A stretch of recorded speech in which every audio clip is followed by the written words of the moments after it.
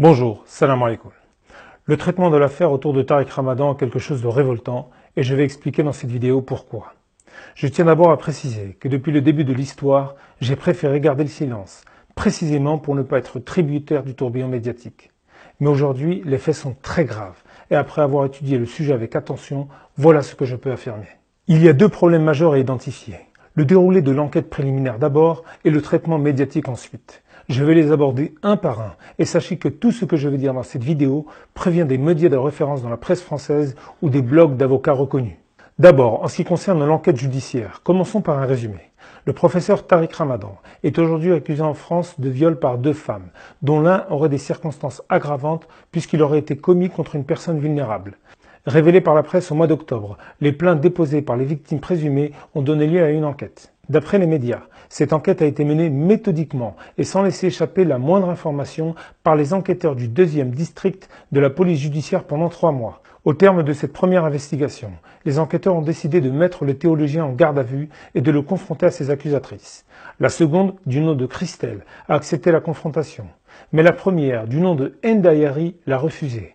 Au terme de cette garde à vue de plusieurs jours, Tariq Ramadan a été déféré au parquet puis incarcéré à la prison de Fleuron-Mérogis. Depuis vendredi 2 février, il est donc placé en détention à l'isolement dans un quartier haute sécurité, sans possibilité de voir sa famille ou de communiquer avec elle. D'après les informations recueillies auprès de son avocat, il serait sous le choc, avec un état de santé qui se dégrade dangereusement. Tariq Ramadan souffre notamment d'une sclérose en plaques pour laquelle il doit subir un lourd traitement médical. Hier, il a même dû se rendre à son appel de la détention provisoire en ambulance. Sur le déroulé de l'enquête préliminaire, donc, on relève un certain nombre d'incohérences, d'incertitudes ou de zones d'ombre. D'abord, comment cela se fait-il qu'un billet d'avion que Tariq Ramadan a apporté au dossier pour permettre de dater l'heure dont son arrivée à Lyon n'ait pas été prise en compte? En effet, Christelle, la deuxième plaignante, affirme que Tariq Ramadan l'aurait violée dans une chambre de l'hôtel Hilton de Lyon l'après-midi du 9 octobre 2009. Or, Tariq Ramadan a apporté au dossier un billet d'avion prouvant qu'il n'a atterri à l'aéroport de Lyon qu'à 18h35. Dans ces conditions, comment Tariq Ramadan se serait rendu coupable de viol dans l'après-midi alors qu'il n'a pu être à l'hôtel que dans la soirée? Alors, une réservation d'avion, effectivement, qui le ferait arriver à Lyon, à l'aéroport de Saint-Exupéry, à 18h35. Donc l'hôtel Hilton est à une demi-heure à peu près en trajet. Oui. Et Christelle dit avoir été violée dans l'après-midi. Comme l'affirme le Parisien, ce document qui fragilise considérablement les déclarations de la plaignante n'a pas été pris en considération, car vous savez pourquoi?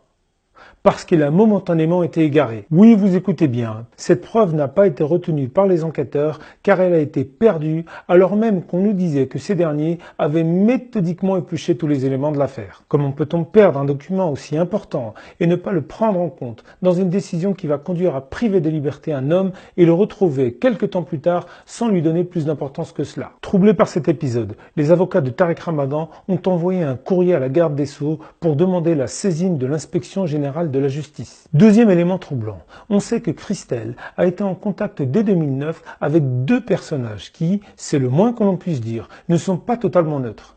Pour le premier, il s'agit de Caroline Forest, dont tout le monde sait qu'elle est une habituée des procédés manipulatoires. Coutumière du mensonge, rappelons que Caroline Forest a même déjà été condamnée pour diffamation par la justice de notre pays. Quand on sait la version de Forest pour Tariq Ramadan, contre lequel elle a écrit un pamphlet truffé d'erreurs, sa connivence avec Christelle ne peut qu'interpeller. En outre, cette même Christelle avait dès 2009 été mise en relation avec un juge via un autre contact du nom d'Antoine Sfer. Or cet homme, Antoine Sfer, issu de l'extrême droite libanaise et ancien propagandiste du régime dictatorial de Ben Ali, est pour le moins, lui aussi, très loin d'être impartial. Depuis des années, il cultive une animosité hargneuse envers Tariq Ramadan. Ces attaques ont tellement été répétées et infondées que des juges ont, au cours d'un procès, reconnu qu'il tenait des propos diffamatoires envers le théologien suisse.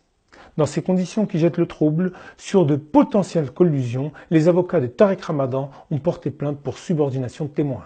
Troisième zone d'ombre. L'autre plaignante, Ndayari, dit avoir été victime d'un viol commis par Tariq Ramadan en avril 2012. Or, les avocats de l'islamologue ont apporté la preuve que cette plaignante aurait écrit pas moins de 280 messages à son adresse au cours de l'été 2014. Comment peut-on comprendre qu'une femme qui accuse un homme de l'avoir violée revienne 2 ans plus tard vers lui jusqu'à l'harceler de messages pour rétablir une relation? Harcèlement dont elle semble avoir l'habitude puisqu'on a appris qu'un fonctionnaire assermenté a transmis à la justice fin novembre un document important. Que dit ce document? Que Madame Ayari aurait menacé le fonctionnaire d'une plainte pour viol après qu'il ait refusé les avances explicites de sa part.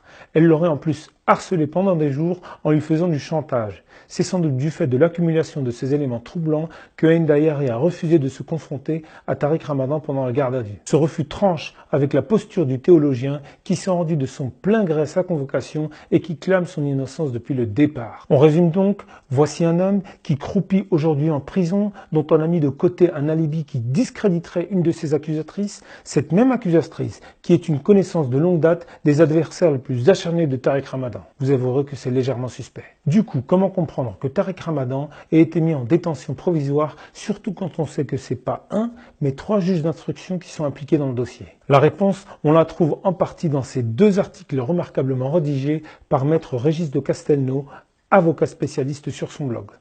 Qu'est-ce qu'il nous apprend? Il nous apprend que l'enquête préliminaire, dont j'évoquais tout à l'heure les éléments douteux, a été, je cite, particulièrement en charge, car, tenez-vous bien, et c'est un point du droit que je ne connaissais pas, elle n'est pas tenue d'être menée de manière objective et impartiale. De plus, le dossier contient, je cite, des contradictions dans les dépositions des plaignantes. Et le pire, c'est que ces contradictions n'ont pas pu être relevées par les avocats de Tariq Ramadan, car, tenez-vous bien, ils n'avaient pas accès au dossier. Tout ceci fait que, toujours d'après l'auteur de l'article, le dossier est pour l'instant boiteux, ce qui fait beaucoup à la longue.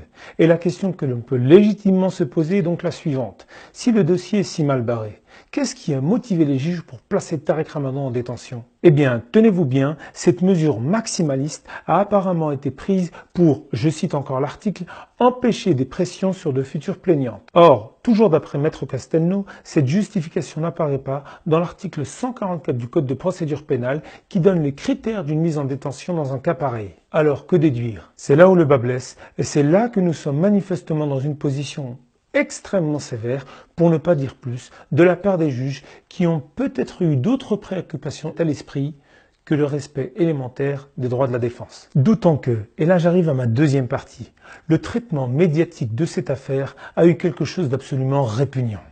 Certains médias et pas mal d'intellectuels s'en sont donnés à cœur joie, multipliant les propos malhonnêtes et orduriers. Parmi ce qui a été écrit ou dit dans certains médias, reprenons les principales fake news. D'abord, certains ont dit que si Ramadan était en détention, c'est pour s'assurer qu'il ne s'enfuirait pas à l'étranger du fait de sa possession d'un double passeport suisse et égyptien. Il faut rappeler que Ramadan possède des passeports suisses et égyptiens, suisses et égyptiens. Il a des relais et des soutiens un peu partout dans le monde. Or, c'est totalement faux. D'après sa famille, Tariq Ramadan n'a jamais eu de passeport égyptien et d'ailleurs, s'il en avait un, il est interdit de territoire en territoire égyptien parce qu'il a toujours condamné les méfaits de la dictature égyptienne, hier celle de Moubarak, aujourd'hui celle du régime d'Abdel Fattah el-Sisi. De plus, on voit mal comment Ramadan fuirait la justice française, lui qui s'est rendu librement à la convocation de la police et a fait preuve depuis le départ d'une collaboration sans faille avec les différents services. Deuxième fake, certains ont relaté le fait que le Qatar aurait lâché Ramadan.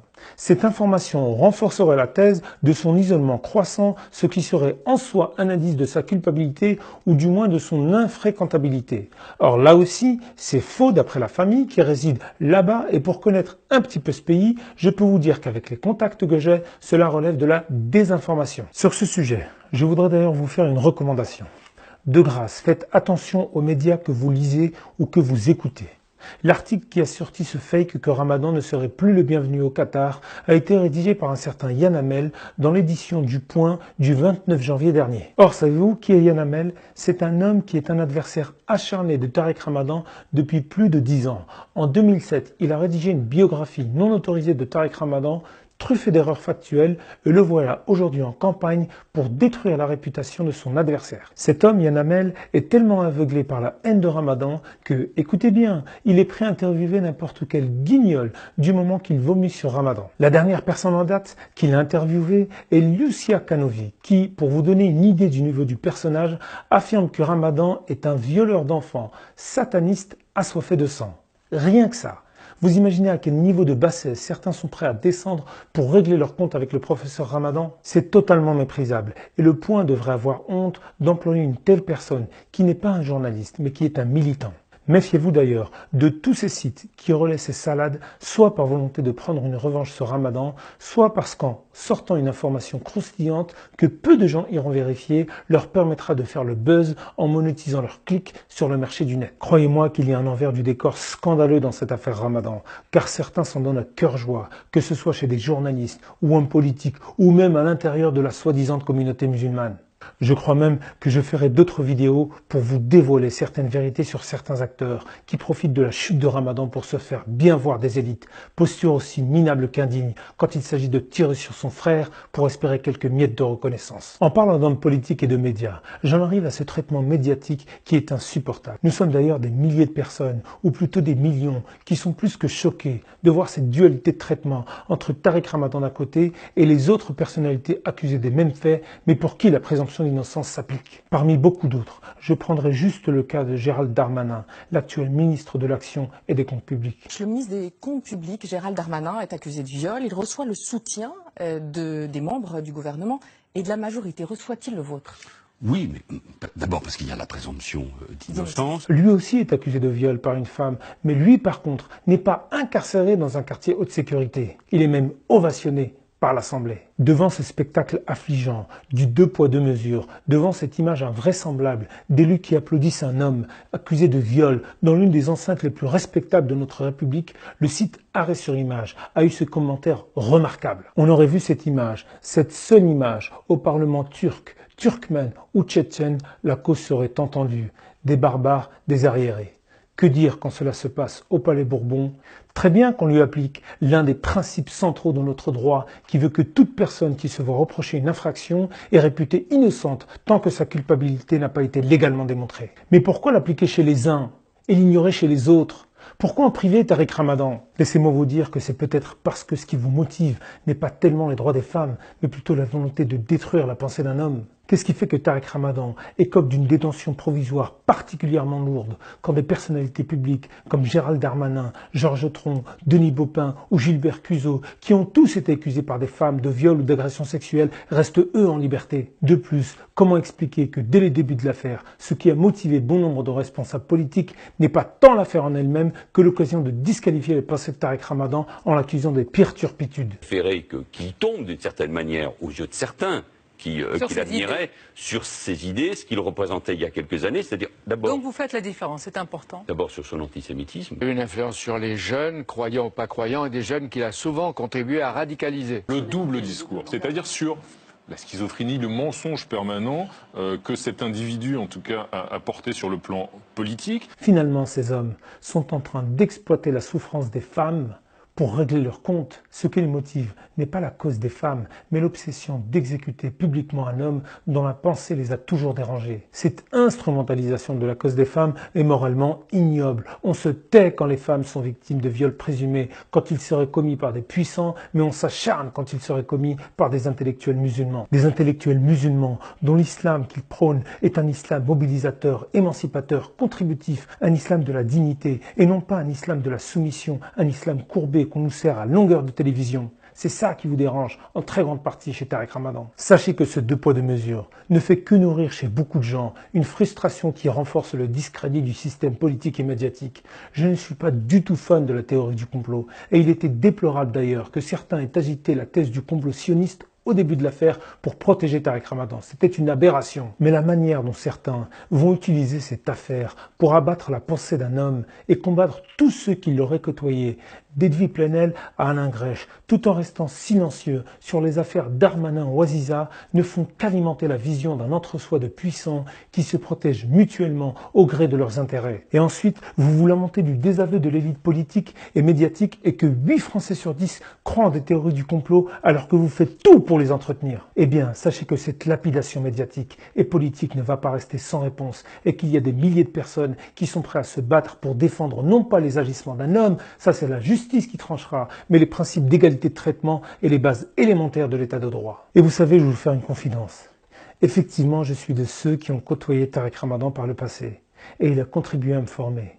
Ça, je ne le renierai jamais. Mais pour plein de raisons, je m'en étais écarté depuis des années et la presse s'en était d'ailleurs fait l'écho. Mais ça ne m'empêche pas de rester lucide et de voir que derrière le lynchage dont il est victime se cache une entreprise de destruction de la pensée d'un homme bien éloigné de l'impératif de défense des droits des femmes.